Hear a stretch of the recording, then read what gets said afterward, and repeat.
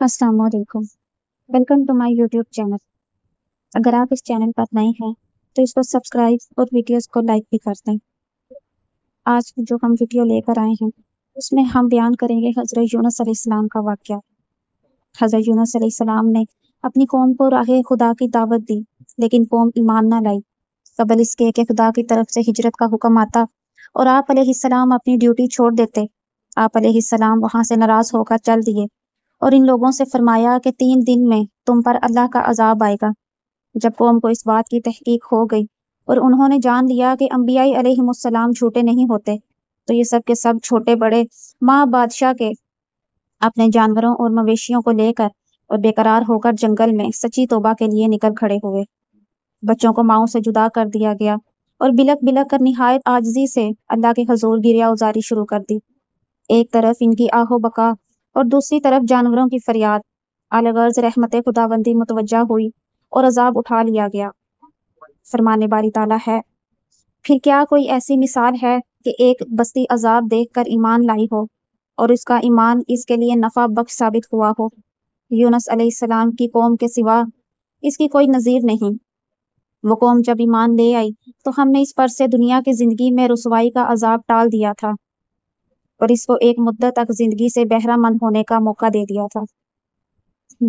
हज़रत यूनुस अलैहिस्सलाम यहाँ से चलकर एक कश्ती में सवार हुए। आगे जाकर तूफान के आसार नमूदार हुए। तमाम कश्ती वाले घबरा गए। करीब था कि कश्ती डूब जाए।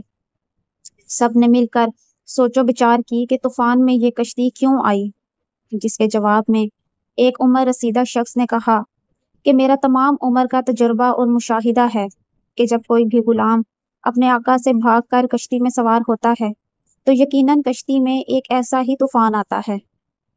बस आवाज दी जाए कि जो गुलाम अपने आका से भागा हुआ है वो अपने आप को जाहिर कर दे कि तमाम कश्ती की हलाकत से इस भगोड़े गुलाम की हलाकत बेहतर है। बाहम मशवरे से कुरा डाला गया तो हजरत यूनुस अलैहिस्सलाम के नाम का निकला, लेकिन किसी ने भी आप अलैहिस्सलाम को दरिया में डालना पसंद ना किया। दोबारा फिर कुरा डाला गया तो आप अलैहिस्सलाम ही का नाम निकला।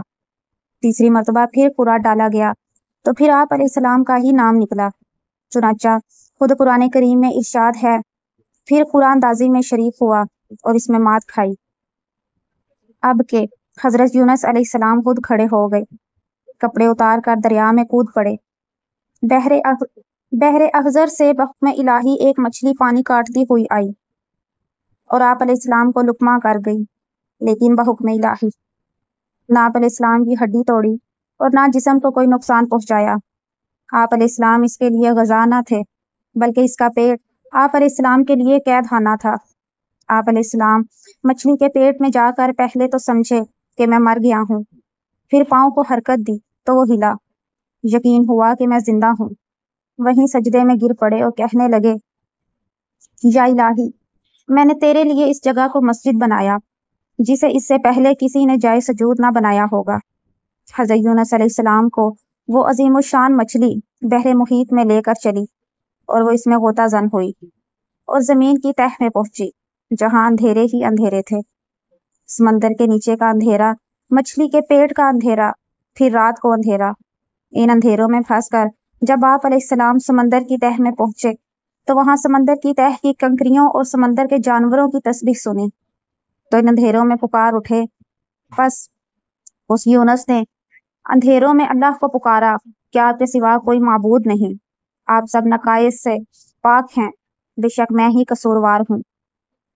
इन कलिमात की सदा अर्श पर सुनाई दी जाने लगी। फरिश्ते कहने लगे, बहुत दूर दराज की ये आवाज आई है, लेकिन कान इससे पहले आशना जरूर हैं। आवाज बहुत ज़ईफ है।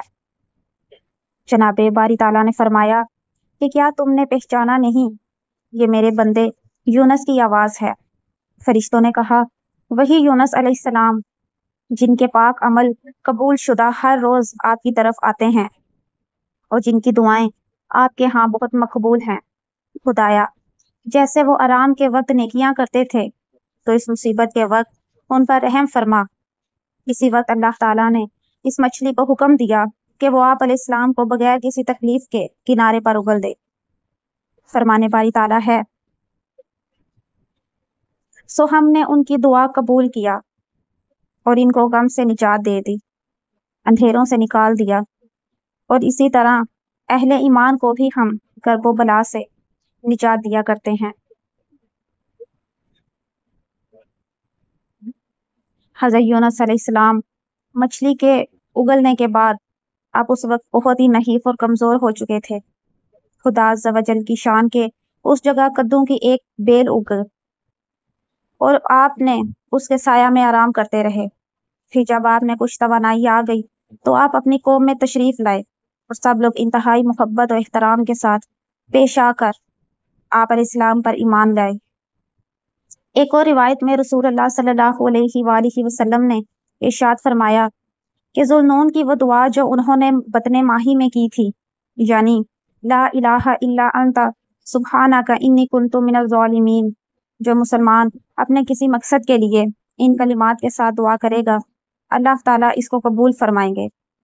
رسول اللہ صلی اللہ تعالی علیہ وآلہ وسلم کدو کو پسند فرماتے اور فرماتے کہ یہ میرے بھائی یونس علیہ السلام کا درخت ہے۔ تو آپ کو آج کا واقعہ کیسا لگا؟ کمنٹس میں اپنی رائے کا ضرور اظہار کریں، اور اگر آپ اس چینل پر نئے ہیں تو اس کو سبسکرائب اور ویڈیوز کو لائک اور شیئر بھی کر دیں۔